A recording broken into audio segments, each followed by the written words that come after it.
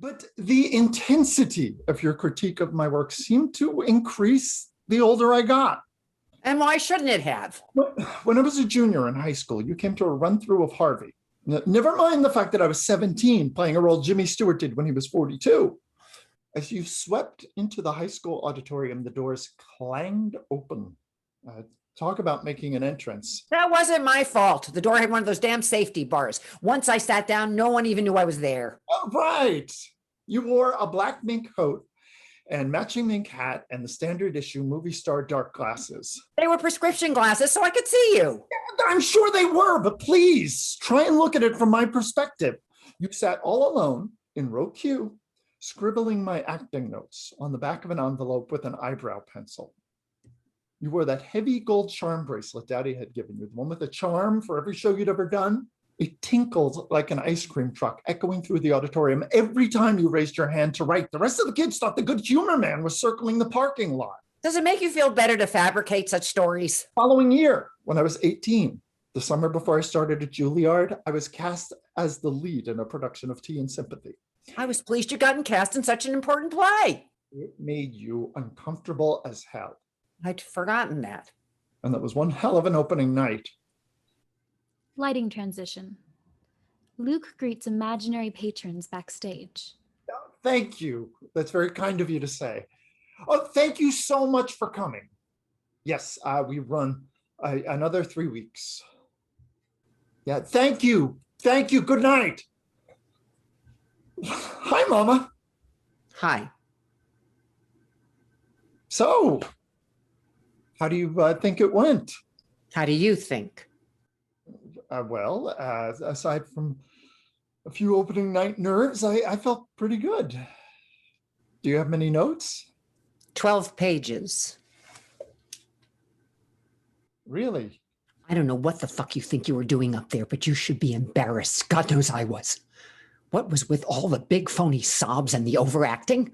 That was one of the worst things I have seen on a stage.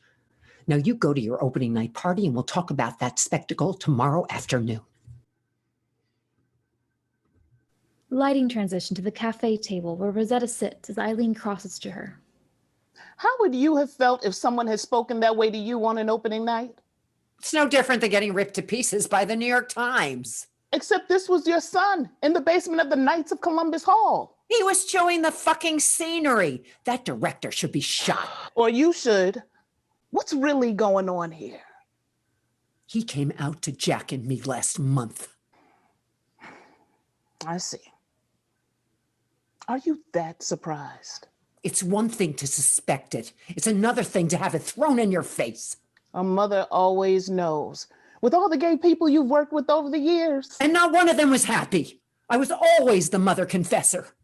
Jesus, if they weren't telling me about had they gotten the clap from some stranger in a bathhouse, they were crying in my arms about the fact they can never have kids. Things are changing, Hecky. Not that much, and not that fast. Jack and I don't want him to be lonely and alone. What did you tell him? The truth. Which is? It repulses me. It disgusts me, and I will never accept it. You said that? To Luke? Damn straight I did. And last night, you saw him in a play about a young man accused of being gay, so you took it out on his performance. What do you mean? Keep it up, Hecky. You want to lose him? I know how much you love that boy. You keep talking to him like that, he's gonna walk, and he'll never come back. Shame on you, Hecky. With me, you've always been about acceptance and tolerance.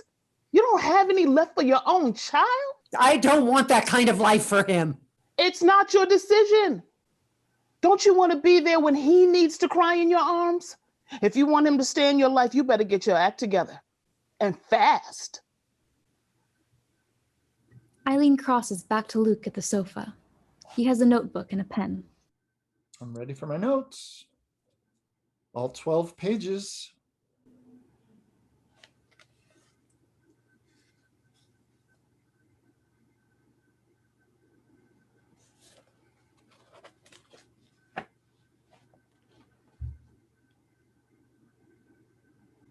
Honey, I am so sorry I was so hard on you last night. Now, I have something very important to say to you. You will probably never again in your life play a role that is closer to you than who you are right now. So if you stop doing all the big phony sobs and the overacting and just go out on that stage and be Luke Yankee, I guarantee your performance will be 200% better overnight.